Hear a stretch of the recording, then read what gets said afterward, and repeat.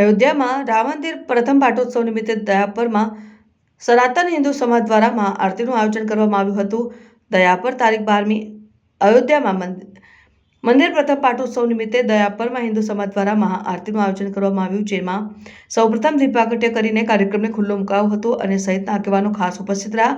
હસમુખભાઈ પટેલ, જયંતિભાઈ લીંબાણી, રવજીભાઈ કોટક તેમજ સત્સંગ સભાનું આયોજન કરાયું હતું। વલ્લભ મહારાજે જણાવ્યું કે સત્ય સનાતન ધર્મને ભૂલશો નહીં, એક થઈને રહેજો। અને કોટેશ્વર મંદિરના મહંત દિનેશગીરી બાવાજીએ જણાવ્યું કે આવા કાર્યક્રમ થતા રહે અને નારાયણ સરોવર ગાદી સોનલલાલજી મહારાજે જણાવ્યું કે બહેનોએ આગળ વધવું જોઈએ।